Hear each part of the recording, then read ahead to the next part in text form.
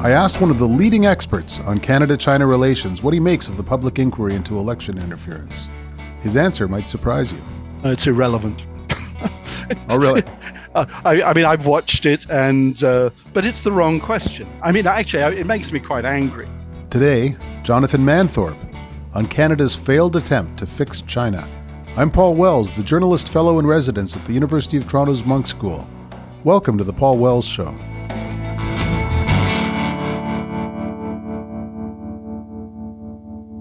I was excited to hear that Jonathan Manthorpe, one of the country's most experienced journalists, is coming out with a new edition of his book, Claws of the Panda, Beijing's Campaign of Influence and Intimidation in Canada.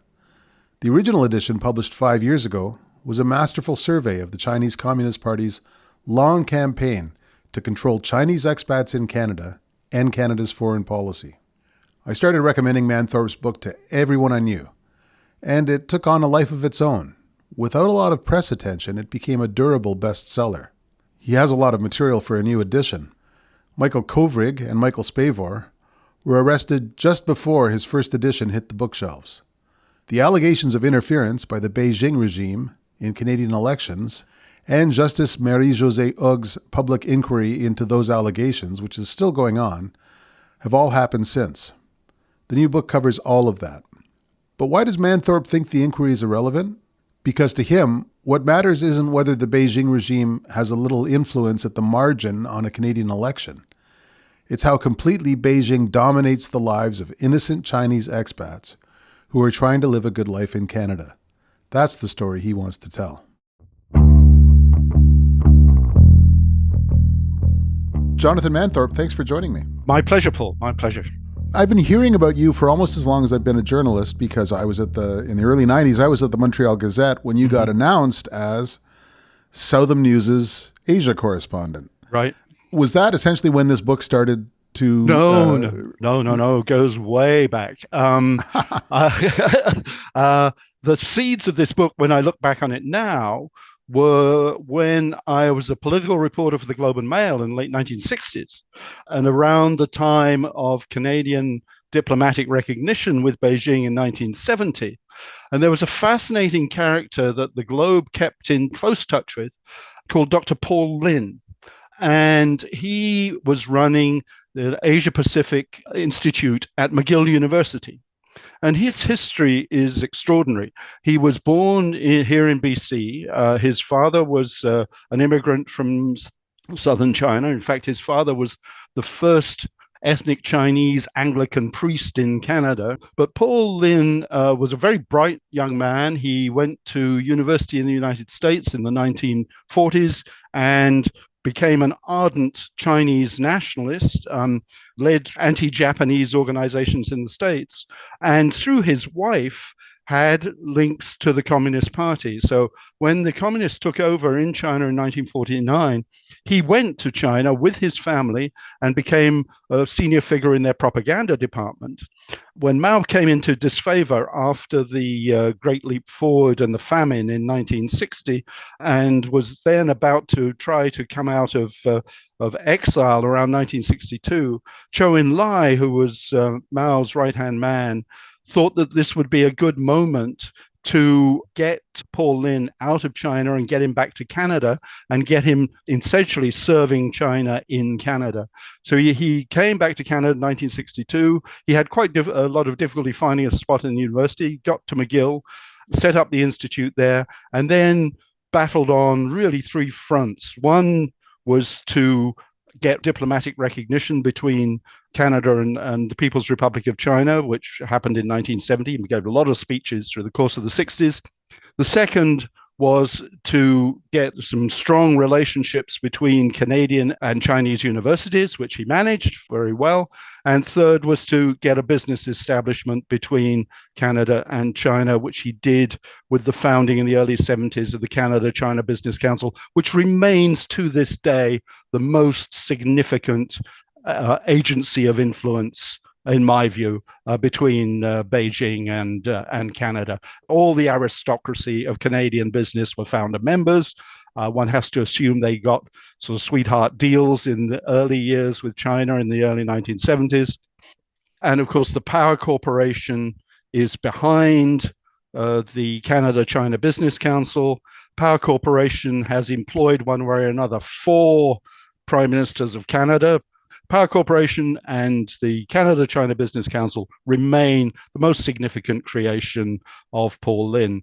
To his credit, he fell out with Beijing over the Tiananmen Square massacre, and his wife and his son finished his autobiography after he died. But that really tells the story of the 1960s and 70s creation of the network of influence in Canada by Beijing and the Chinese Communist Party. Now, as you point out in your book, there's a significant sort of missionary influence in the early days of the Canada-China relationship, yeah, and a missionary impulse. The idea that if Canadians spent enough time among the Chinese, they could make China more like Canada. And one of the kind of the central thesis of your book is that didn't work. That's right. That's right. I mean, this is fascinating because Lester Pearson is central to this. He had been a member of the student Christian movement when at university. And when after the Second World War, he, as deputy minister, was sort of in charge of creating essentially Canada's first independent foreign ministry and foreign policy, he was actually very heavily influenced by the Canadian missionaries abroad, and particularly the missionaries in China. He insisted that all the reports coming from China, from the missionaries, many of which went through or over the desks at what was then External Affairs, that he get all the salient information. So that whole ethic that you described of Canada bringing a virtuous view of the world to the world, that very much imbued the whole creation of the Department of External Affairs after the Second World War. And it's still there, of course, still there. Okay, let's kind of back up a little bit. Mm-hmm. What would you say, this now nearly century-long story arc between Canada and China, how would you describe the general contour of that relationship? What's been going on at the sort of top floor level between Canada and China all this time? A very clear idea on the part of the Chinese Communist Party of what it wanted out of the relationship, and massive self-delusion on the part of the Canadians. Let's take the latter part first. What is the content of the self-delusion? Well, the content of the self-delusion is just what we were talking about. It is that if the Chinese Communist Party sees the virtues of Canada, sees the potential for political reform, they will embrace it, and they will embrace our view of the world. They will become dependable stakeholders on the international stage. They will see the benefits of economic reform, and this will all be down to them having understood Canada's intrinsic virtues. But this was never on the Communist Party's agenda. What the Communist Party wanted from the relationship was technology. If you look at the first student exchanges, it's very clear. Paul Lin sent all his Maoists to go and learn about the Cultural Revolution, and China then, as now, right up to this very moment, even as we speak, sent people to garner as much technological information and advancement from Canada as they possibly could. And initially, of course, we were very willing to give all that because we wanted to aid the economic and technical development of China. But there was the sort of switch over probably in the 1990s when it became not so much aiding in Chinese development as China pillaging Canadian intellectual property. And not only here, they pillaged it from every Canadian business that tried to set up in China as well. This is to some extent a variation of a story that we see in a lot of different ways around the world, which is that Canadians walk into this with the sense that the world needs more Canada, as though we have something to offer that hasn't occurred to millions of people around the world. And it kind of makes us easy marks because every new Canadian generation of politicians arrives a little bit naive, and they're facing people who are not that naive. Absolutely. It's a great shame. And the extraordinary thing is, I think, that we've languished in it for so long.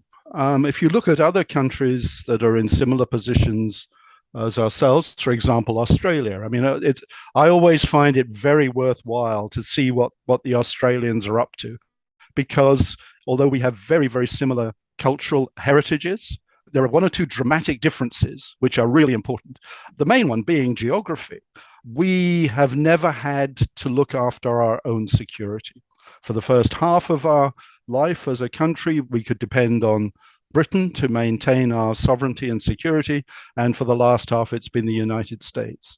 The Australians, also with a vast territory and small immigrant or settler population, has always had to look after its own security. And that has meant two very, very important things. They have always had a much clearer idea of their national interests than we have done.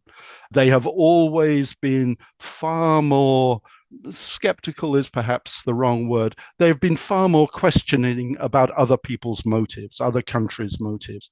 And also, defense and foreign policy have always been non-partisan issues, essentially. They have been bipartisan, and changes of government do not mean dramatic differences in the relationship with defense policy or foreign policy. And those have, I think, been great weaknesses in Canada. We have never, until really now, had to face up to defining our own national interests and how we deal with our own national security in the broadest sense, not just sort of physical, but cultural and political and economic security. Okay. Now, we're talking today because your book, Claws of the Panda, has been very substantially updated since its original publication about 5 years ago. Yep. But what made you decide to turn all of this observation and experience into a book leading up to 2018, 2019? It was a very difficult process. As I told you, that it was coming across Paul Lynn in 1970 that started me on this track. But then I became a columnist for The Star, and then foreign correspondent for The Star in Britain, and then in Africa. And then, as you pointed out, in 1993, I was posted to Asia. And this, of course, was at a time when it was just after Tiananmen Square in China. And it was very clear there was not going to be any political reform in China. The Chinese Communist Party had set themselves dead against it. But it was also a time of great economic expansion and change there.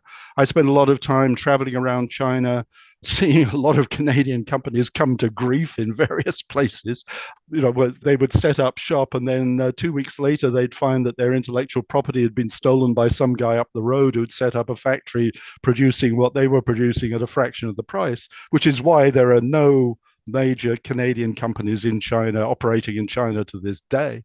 So there was all that excitement going on. It was also, of course, the time of the handover of Hong Kong, which was why I was based in Hong Kong. And then when I came back to Canada in 1998, I'd already seen the gap between the fantasy and the reality of Canada's relationship with the People's Republic of China on the ground. I saw it more and more when I was based in Vancouver. And then it was really about 2015, I think, that I realized I had a book. But I was very concerned about it. I was very hesitant about whether I should write it or not, because I feared that it might spark a backlash against Canadians of Chinese heritage. If I'd really feared that would happen, I wouldn't have written the book. But I talked to many, many friends of mine of ethnic Chinese heritage, and they all, without hesitation, said to me, Jonathan, you have to find a way of writing it. We are under pressure from the Chinese Communist Party here on the streets of Canada every day of the week. We need mainstream Canada to understand what's happening here. And so I decided I had to find a way of writing it. And I think in the introduction, I said very clearly, this is not a story about ethnicity. This is a story about a foreign government and political party waging a war of influence and intimidation in Canada. Ethnicity is, by the way, it is not a central part of it at all. And we must keep our eye on the story, not the ethnicity of the participants. But it was difficult getting it published, I can tell you. It was very hard. It was not easy. You mentioned that you started thinking about the book as a book in 2015. Mm. One of the big things that happened in 2015 was that Justin Trudeau became the prime minister. Mm-hmm. How did Mr. Trudeau and his government, in their perceptions of China, look to you at the time? I didn't see any change. To a certain extent, it seemed a bit of a reversion. I mean, we'd had that strange moment when Harper became prime minister. He had appeared to turn his back on the relationship with China. He had said, there are more important things than the almighty dollar. Now, I was in Vancouver at that time and watching Canada Asian affairs very closely. And what was evident to me was the number of lobbyists from Canadian universities, from Canadian businesses getting on the plane every Monday morning to go and lobby like hell in Ottawa all week to get Harper to change his tack. And of course, he did. There were some reservations, but the pressure came on him from the business community via the Canada-China Business Council and from the universities and from institutions like the Asia Pacific Foundation of Canada, which at that time was heavily, heavily oriented towards China. It's not anymore, thank heavens. But at that time, really, Asia was a synonym for China so far as the Canadian Institute was concerned. And they did get Harper to change his mind. So when Trudeau came to power, I saw just really a continuation of the attitude that had been in place since his father's day. And indeed, Mulrooney in his diary wrote that he was going to follow Pierre Trudeau's approach to China. So it was essentially just more of the same. The thing that was happening on the Chinese side during this period was the rise and consolidation of Xi Jinping's power. Yep. And the more overtly confrontational style that has been manifested in a bunch of different ways. Do you see Xi Jinping as a new era in China's vision of itself in the world and its action in the world, or as mostly continuity with previous regimes?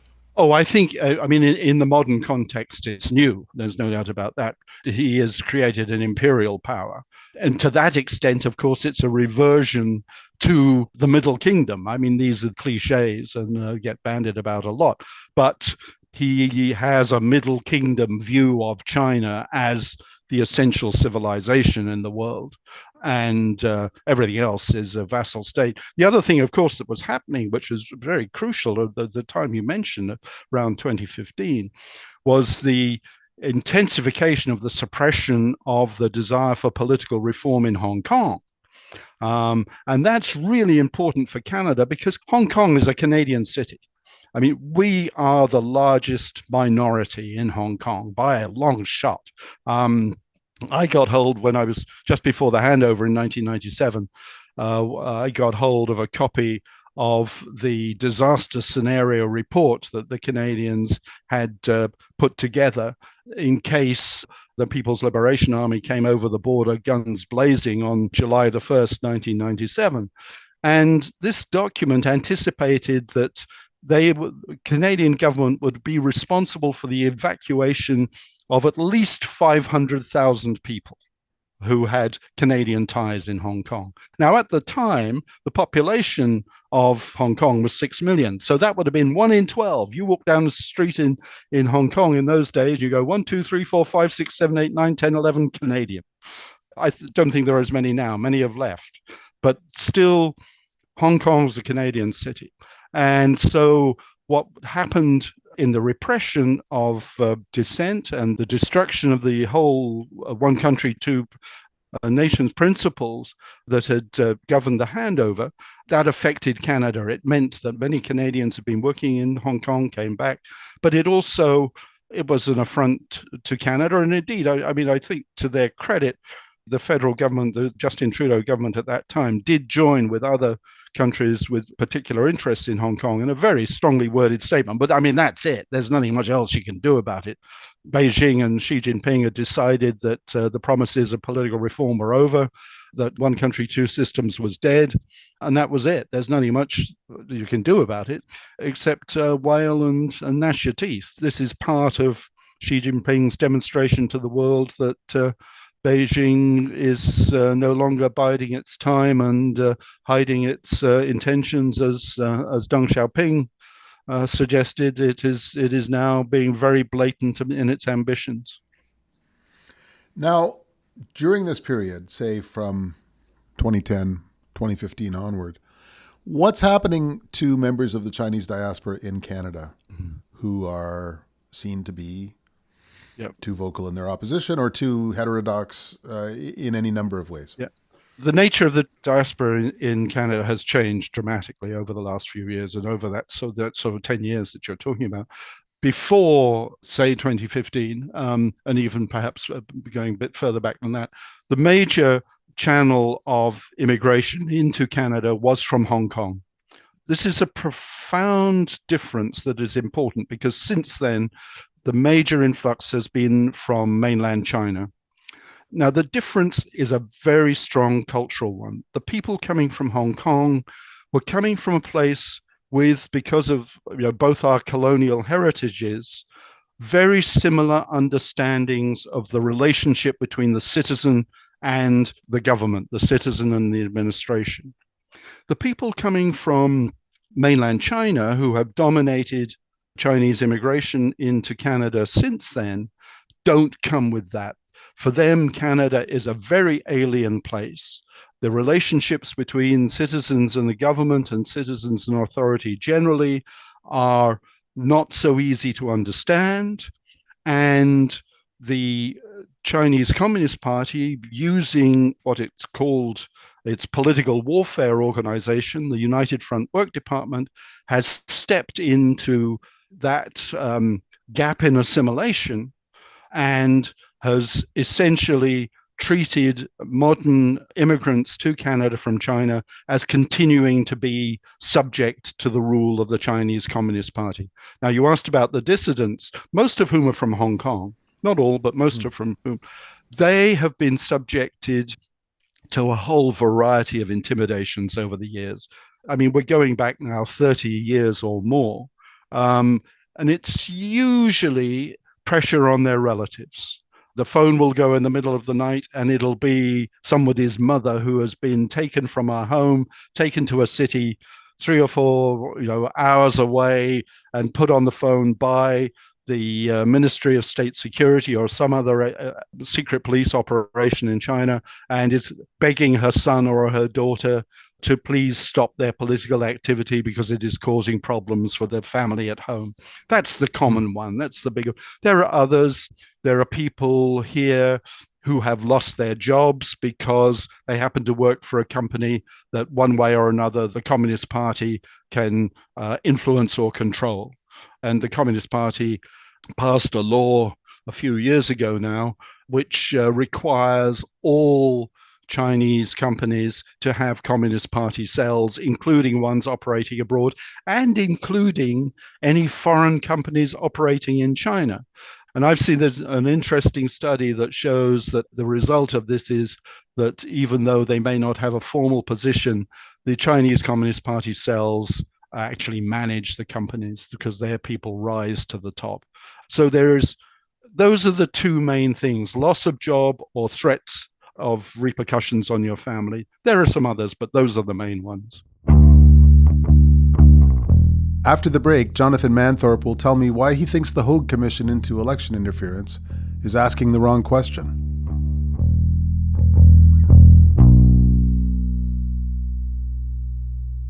I'd like to tell you about a podcast called Higher Ed Spotlight, hosted by veteran journalist and higher education policy expert Ben Wildavsky.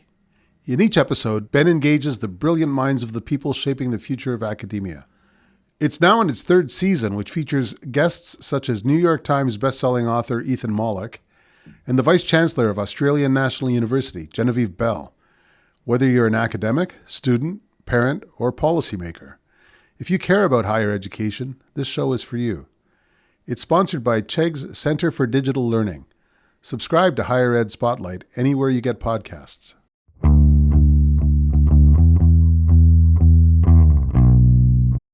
This is the portrait that your book, Claws of the Panda, paints right up to the end, really, of its first edition in 2019. 5 years later, there's a new edition. Obviously, more stuff has happened, and actually quite a bit more high-profile stuff in the Canadian political context. But Has there been a change in the relationship or a change in Canada's side of it that makes an update worth writing? Absolutely, and the first edition of Claws of the Panda came out just a couple of weeks after the chief financial officer of Huawei Technologies, Meng Wanzhou, had been detained at Vancouver Airport December the 1st, 2018. As an author, you must have been kicking yourself because your news hook came out after your copy deadline. Well, that's right. Just. On the other hand, what the book does and did and continues to do was to provide the context for what happened after the detention of Meng Wanzhou. We couldn't have hoped as a publisher for better publicity than that, because people were asking, well, what the hell has happened here? Aren't we meant to be best friends with the Chinese Communist Party? How has this happened? Now, I think that whole thing is a fascinating story from a number of points of view. I think that this was a really definitive moment in the relationship between Canada and the Chinese Communist Party, particularly at this point, so far as Canadian people are concerned, as distinct from the Canadian establishments, because Canadian people understood immediately you cannot have a normal relationship with a regime whose first instinct, when there is a problem in the relationship, when their first instinct is to take hostages. And the first instinct of the Chinese Communist Party was to detain the two Michaels, and held them for nearly 3 years, subjected them to secret trials. They were charged with espionage and so forth. Total fanciful charges. The Canadian people understood that, and if you look at the polls of people's regard for the Beijing regime, it just plummeted. Now, what didn't change was the view, the self-delusion amongst the Canadian establishments that they really love us. We must be able to get this back on track somehow. When the message, I would have thought, was clear that when push comes to shove, the Chinese Communist Party has absolutely no regard for the interests of Canada at all. That's the message. But even now, we've got, what was it, just the other day that Melanie Joly, the Minister of Global Affairs, either her or her department were off to China trying to improve relations.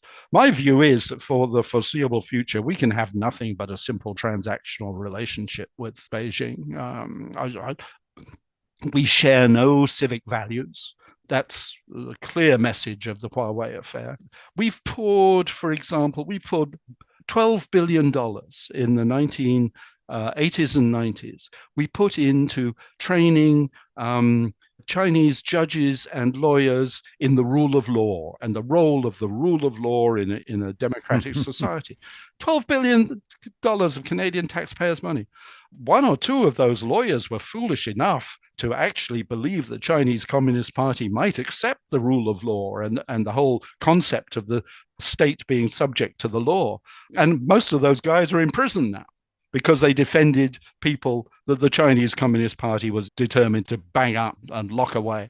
And so in order to silence the lawyers, they charged them with tax fraud or whatever, anything to get rid of them. So the whole notion that the Chinese Communist Party was going to accept the rule of law, was going to accept essentially 1215 Magna Carta, the sovereign is subject to the law. The Chinese Communist Party is not and never will accept that. You read the Tiananmen Papers, the accounts of their meetings after the Tiananmen massacre, and the lesson they got from that was, we don't give an inch on reform, because if we allow any reform movement to take hold across the nation, we will lose power. And so that's just one example of the naivety that we went into these things. But on the Huawei affair, I think that the government got lots of plaudits at the time for sticking by Canada's belief in the rule of law. I don't believe that was what was motivating the government at all. I think that they came up against the hard fact that they had to choose between the United States and China. And remember, the Justin Trudeau government had just been through a grueling renegotiation of the NAFTA, the North American Free Trade Agreement, precipitated by Trump, that Trump despised Justin Trudeau, thought he was a weakling and untrustworthy. And faced with the pressures from Washington or from Beijing, there was absolutely no doubt which side Canada had to come down. It had to support Trump. It had to support Washington. To do anything else would have been suicidal. Although there were people close to Trudeau early in the Trump presidency who said the Trump presidency was a symptom of America's decline. Yes. And that China was the stronger horse and that Canada needed to make a big shift. And I wonder whether John McCallum's appointment as ambassador to Beijing in 2017 was a late expression of that hope, that better get well with China because it's not looking great to Canada's south. And then it all turned, I think it was highly misguided from the outset, but it all turned to vinegar so soon after that there was no room for that hope, even in Trudeau's entourage. I think that's an entirely plausible scenario, Paul. Absolutely. No, I do. And there were many other acts of sort of desperation trying to revive the delusion of the special relationship with China. You had John Manley running around urging the release of Meng Wanzhou. You had Jean Chrétien leaning on business leaders to, in the run up to, I guess, the 2019 election, saying, look, warn Trudeau to release Meng Wanzhou, or the inference being that the business leaders would not support the Liberal Party in the election. And then, of course, there was a half-secret mission arranged by Gordon Holden, who I know very well when he was a diplomat in Hong Kong. He now heads Asia Center at University of Alberta.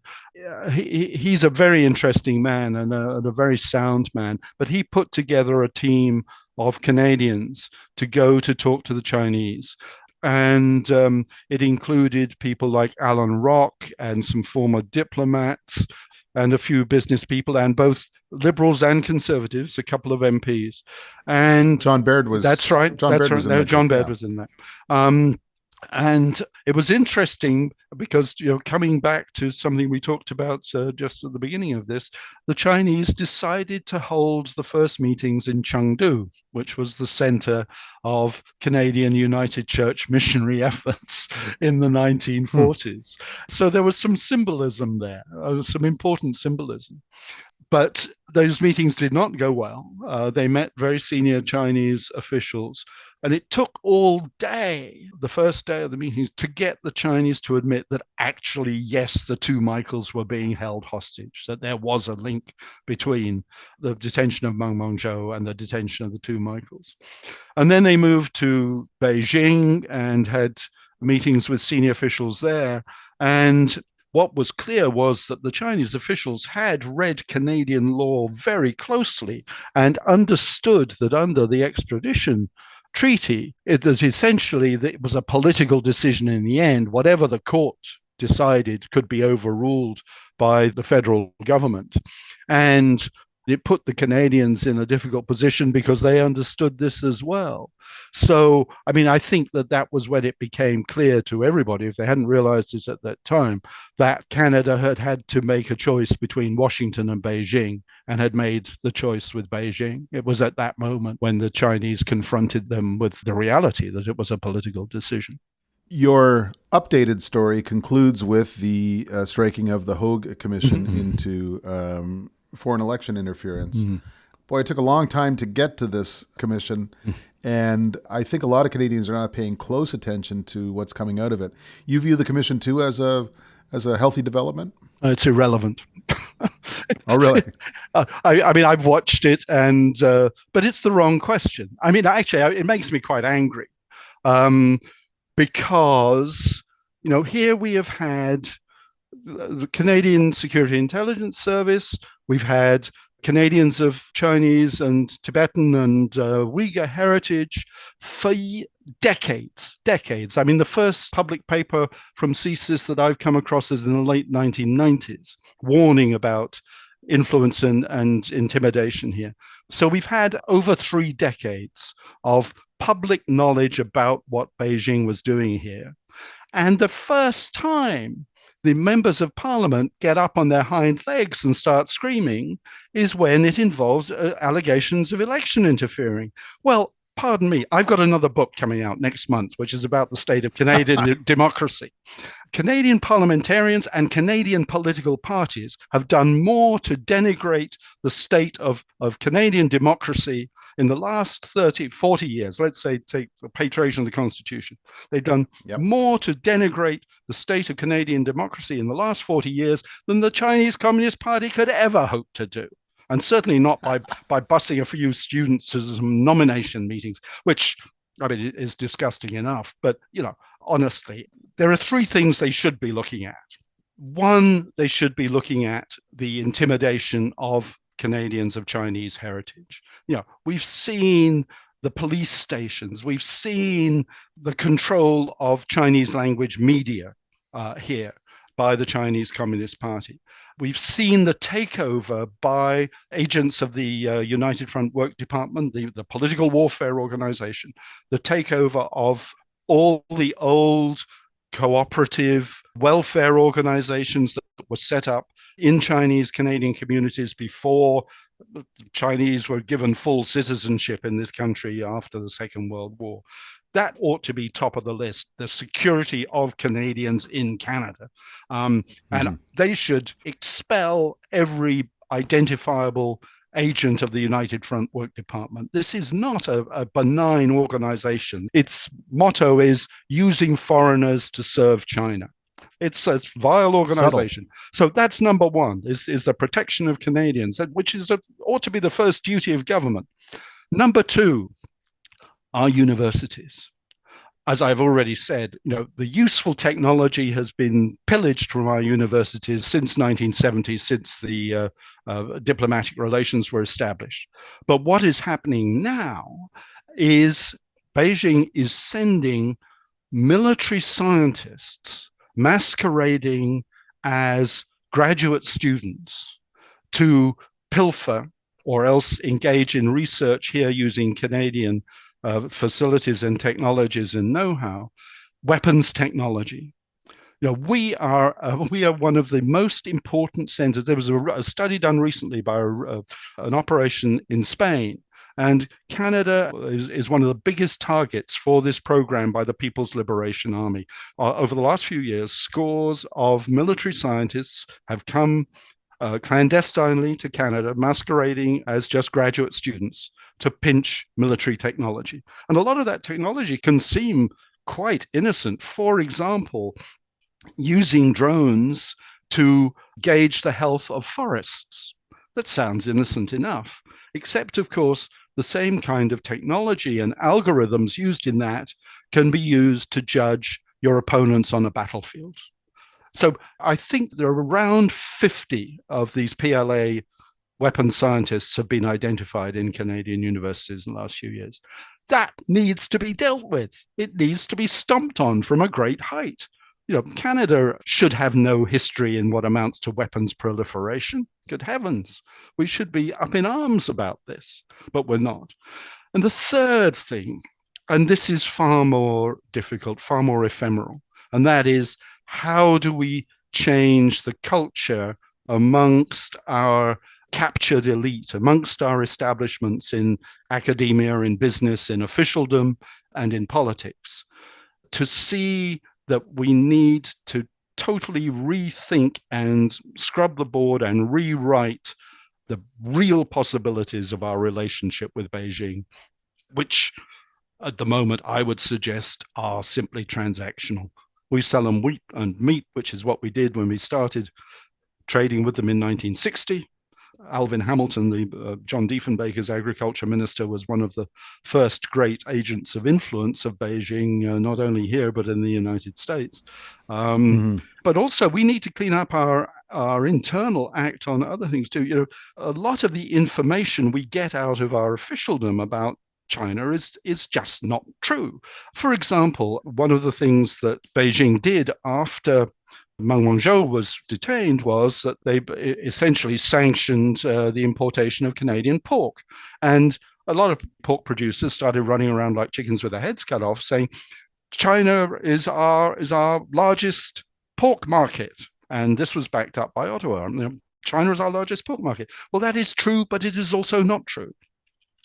It is true that we sell more pork by weight to China, and it's about $500 million a year, which is a lot of hamburger. But in terms of value, we sell 2.5 times that amount, $1.3 billion worth of pork, to Japan.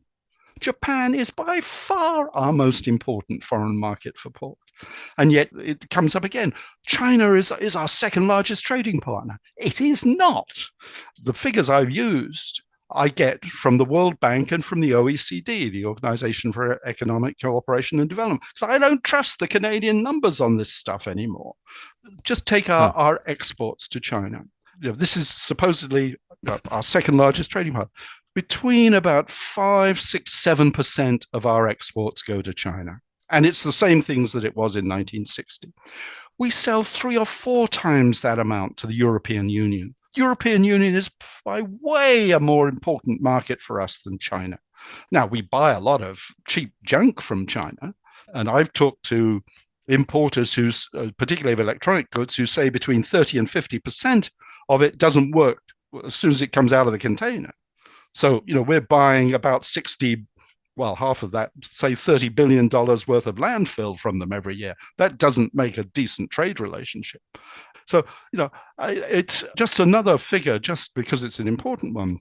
About 2 years ago, The Economist magazine, its intelligence unit, which is its research arm, they did a survey of countries around the world, and they ranked them in terms of the importance of their exports to China to their national economies. Canada's 47th on the list. 47th. We could lose our exports to China, actually, and we could be over it by Canada Day. China is not that important to us. It is not. But we get all this stuff out of Ottawa and out of officialdom, second largest trading partner, blah, blah, blah. It is just not true.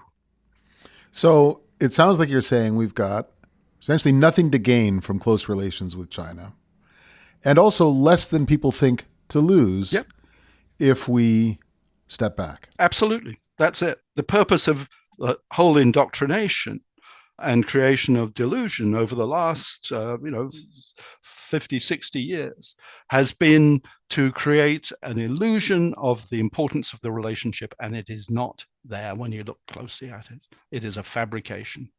And we have to get beyond it. And I still believe that the Huawei affair is going to be the definitive moment in the end when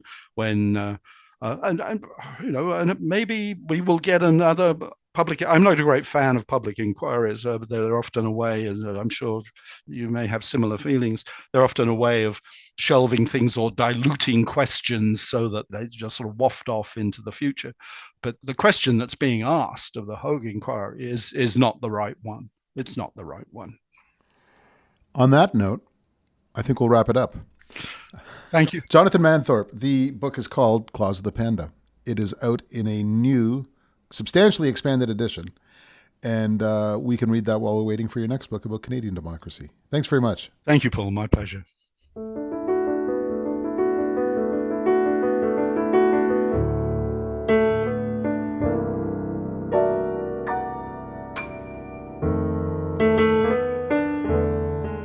Thanks for listening to The Paul Wells Show. The Paul Wells Show is produced by Antica in partnership with the University of Toronto's Munk School of Global Affairs and Public Policy. Our producer is Kevin Sexton. Our executive producers are Laura Reguer and Stuart Cox. Our opening theme music is by Kevin Bright, and our closing theme music is by Andy Milne. Go to paulwells.substack.com to subscribe to my newsletter. You'll also get a premium version of this show with bonus content. We'll be back next Wednesday.